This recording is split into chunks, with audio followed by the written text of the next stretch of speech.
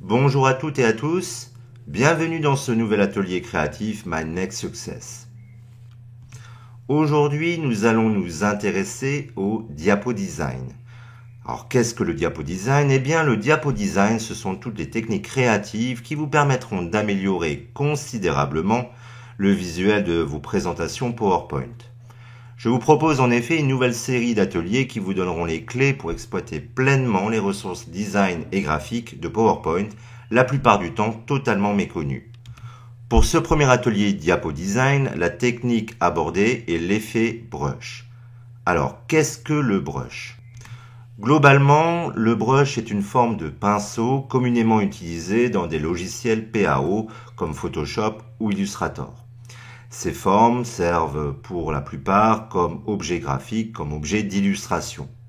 Voici par exemple 3 types de brushes qui ont été réalisés via Illustrator.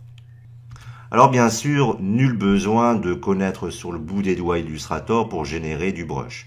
Vous en trouverez très facilement en accès libre sur des banques d'objets graphiques comme FreePic ou OnlyGFX. Les formes de brush n'y manquent pas, elles sont accessibles pour la plupart en téléchargement gratuit et petite chose à noter, pas de nécessité d'inscription. Voici FreePic. Alors pour rechercher des objets brush, il suffira de saisir ici le mot-clé dans la zone de recherche et de cliquer sur rechercher. Nous trouverons une galerie de brush. Alors cette galerie vous présente des objets qui seront téléchargeables dans un double format. Vous aurez d'une part une version au format JPEG et d'autre part une version au format EPS, donc version directement modifiable via Illustrator par exemple. Pour le site OnlyGFX, il suffira de cliquer sur la catégorie PNG File et automatiquement nous aurons affaire à une galerie d'objets brush. Nous aurons donc ici affaire à un format de type PNG, donc un format toujours image. Le terme brush peut également être associé aux polices et devenir une particularité typographique. En effet, il existe des polices de catégorie brush stimulant l'écriture en pinceau. Voici par exemple la police Edo, une police brush. Alors pour trouver des polices de type brush, rien de plus simple, je vous conseille ces deux sites, Dafont et Fontskirel. Des centaines voire des milliers de polices brush sont à votre disposition.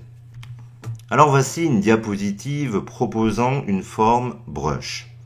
Dans cette présentation, nous avons ici plusieurs dispositions, donc accueil, disposition, présentant donc également des objets brush.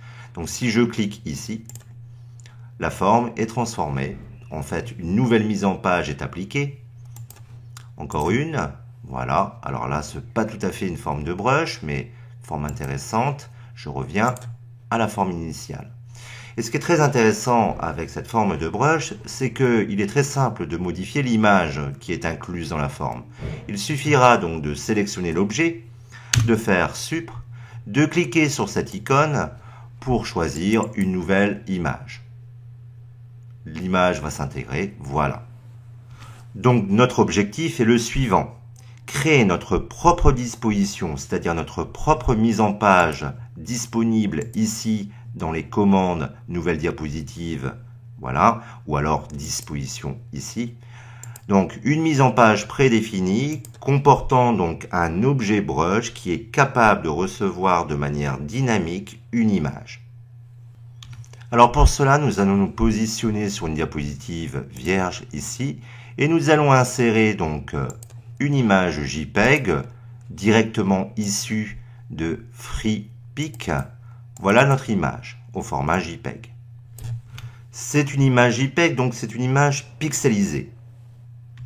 Nous n'avons donc pas affaire à un objet. Dans l'état actuel, impossible de l'exploiter comme un bloc. Il va falloir convertir cette image en objet, c'est-à-dire vectoriser cette image pour en faire un dessin. Alors le logiciel de vectorisation est bien évidemment Illustrator, logiciel connu mais logiciel payant. Nous allons opter pour un autre logiciel de vectorisation, lui totalement gratuit, à savoir Inkscape. Alors Inkscape, c'est un logiciel que vous pourrez télécharger via le web et il fonctionne bien évidemment sur Mac et sur PC. Nous allons à présent sélectionner donc notre image et couper cette image par le raccourci clavier CTRL-X ou par le clic droit couper. Nous allons ensuite coller notre image dans Inkscape. CTRL-V pour coller ou alors clic droit coller. Notre image est un peu grande par rapport à la planche. Nous allons réduire sa taille en nous plaçant sur une poignée d'angle. En maintenant la touche CTRL enfoncée, nous allons conserver ainsi les proportions. Voilà. Il s'agit à présent de simplifier cette image pour ne conserver qu'une zone noire, c'est-à-dire traduire donc cette image en bichromie du noir et du blanc. Pour cela, nous allons passer par Path et Trace Bitmap. Et nous allons jouer sur la luminosité en jouant sur le premier curseur ici.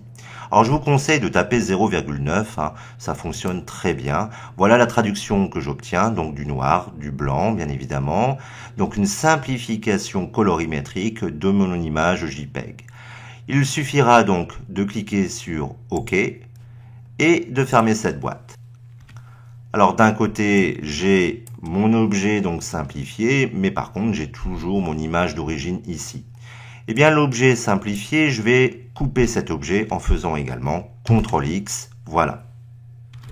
Nous allons nous repositionner sur notre présentation PowerPoint et nous allons basculer dans un mode d'affichage qui nous permettra de gérer donc les dispositions. Donc je répète, les dispositions, ce sont les mises en page préétablies accessibles via l'onglet Accueil et qui permettent d'une part de modifier des mises en page en cours et d'autre part de créer bien évidemment de nouvelles diapositives. Et bien pour pouvoir agir sur les mises en page, sur les dispositions, il suffit de basculer dans un mode d'affichage, le mode masque. Donc affichage, masque des diapositives. Voilà, je suis sur l'une des dispositions du mode masque et ici je vais coller mon objet.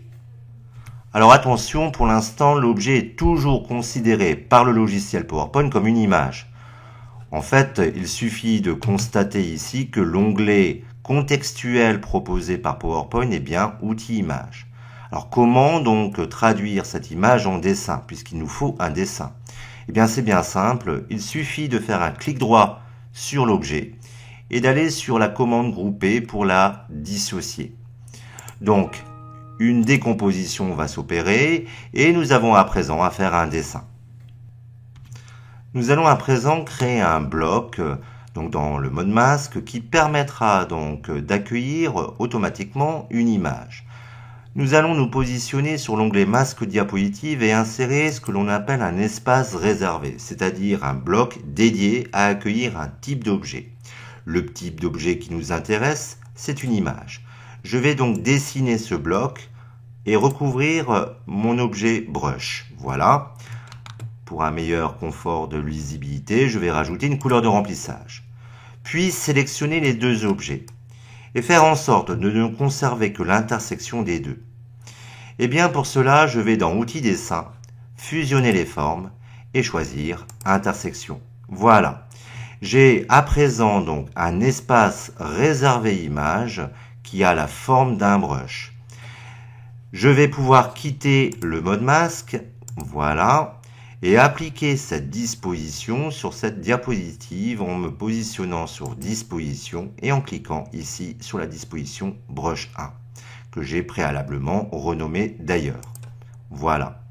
Et l'intérêt de la chose, c'est qu'il suffira de cliquer ici sur cette icône pour aller rechercher une image.